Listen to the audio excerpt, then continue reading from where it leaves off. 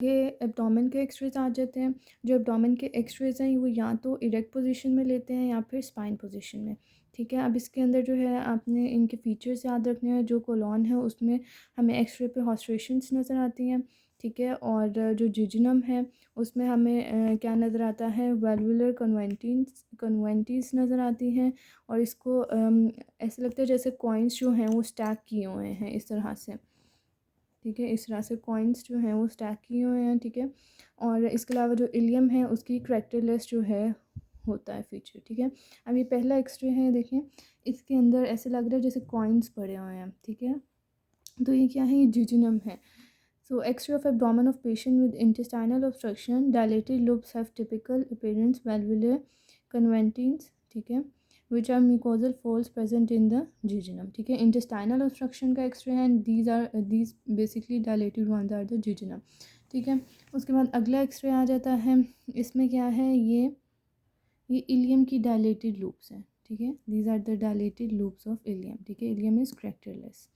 ठीक है, उसके आगे आ जाता है हमारे पास कौन सा, ये आ जाते हैं आपको नज़र आ रहे हैं सेक्शन में, ये एयर फ्लूइड लेवल्स हैं। ये देखिए एयर फ्लूइड लेवल्स, और ये हमेशा जो है इरेक्ट पोजीशन में ये एक्सरे लिया जाता है, उसी में ये एयर फ्लूइड लेवल्स नज़र आते हैं। ठीक है, तो इसमें क्या लिखा हुआ इन्होंने, erect position showing multiple air fluid levels which are indicative of intestinal obstruction.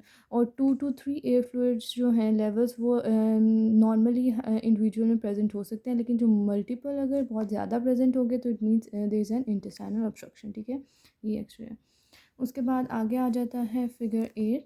ये क्या है, ये कोलॉन है। ठीक है, डायलेटेड लूप्स हैं, हॉस्ट्रेशन हैं। ठीक है, ये देखें, ठीक हो गया।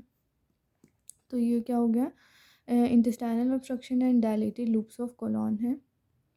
3 कॉमन कॉजेज़ इस कंडीशन की क्या हो सकती है, एक्सटर्नल हर्निया हो सकता है, बाउल का ट्यूमर हो सकता है, एडेशन हो सकती हैं, कोई गॉल स्टोन्स हो सकता है, faecal impaction, structure malignancy. Treatment कैसे करेंगे, आईवी फ्लूइड देंगे, एनजी डिकम्प्रेशन करेंगे। ठीक है, और मेटाबॉलिक कॉम्प्लिकेशंस में हाइपोकैलीमिया, सारे इलेक्ट्रोलाइट्स डिक्रीज़ हो जाएंगे, हाइपोकैलीमिया, हाइपोनेट्रीमिया। नेक्स्ट ये एक्सरे है, इसको अगर आप गौर से देखें तो ये इस तरह से इसकी आउटलाइन बन रही है, इस तरह से ये अपीयरेंस दे रहा है, एक कॉफ़ी बीन की अपीयरेंस दे रहा है। ठीक है, तो ये किस में होता है, सिग्मोइड वल्वुलस में। ठीक है, इसमें ओमेगा साइन या कॉफ़ी साइन जो होता है। ठीक है, और यू शेप्ड अपीयरेंस है। ठीक है, व्हाट इज़ द डायग्नोसिस, तो एक्यूट इंटेस्टाइनल ऑब्स्ट्रक्शन है, पैरालिटिक इलियस है। What could be clinical features of this condition, इसमें एब्डोमिनल डिस्टेंशन होगी, पेन होगा, वॉमिटिंग और एब्सोल्यूट कॉन्स्टिपेशन होगी।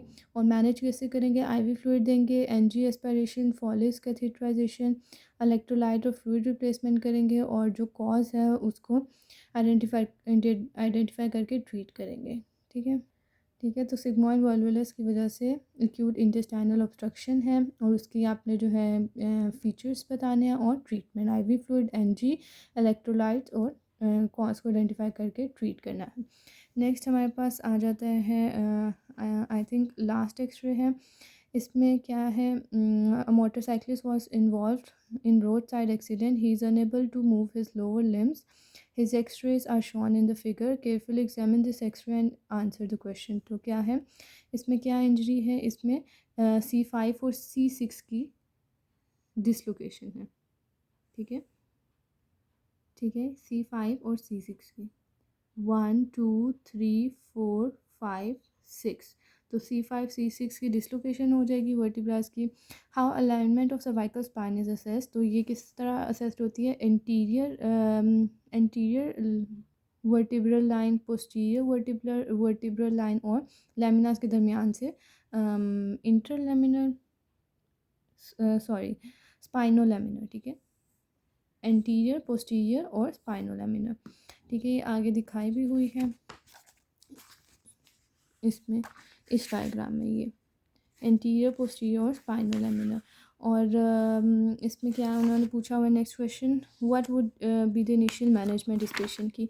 तो इसमें हम क्या करेंगे, ATLS गाइडलाइंस फॉलो करेंगे। Cervical spine control by applying cervical collar, sand bags and forehead tapes. ठीक हो गया, ATLS गाइडलाइंस फॉलो करेंगे। और सर्वाइकल स्पाइन क्योंकि यहाँ पे फ्रैक्चर हो गया तो हम क्या करेंगे, सर्वाइकल स्पाइन जो है उसको कंट्रोल करेंगे, सर्वाइकल कॉलर अप्लाई करेंगे, सैंड बैग्स रखेंगे और फोरहेड टेप्स। ठीक है, इसमें नेक्स्ट क्वेश्चन क्या है, कॉम्प्लिकेशंस इसकी क्या हो सकती हैं फर्दर, इसमें क्या हो सकता है, पैरापेल्जिया हो सकता है, और बाउल और ब्लैडर कंट्रोल लॉस हो सकता है, और ब्रीदिंग मसल जो है उनकी पैरालिसिस हो सकती है। Three things, paraplegia, loss of bowel and bladder control, और पैरालिसिस हो जाएगी ब्रीदिंग मसल्स की। ठीक है।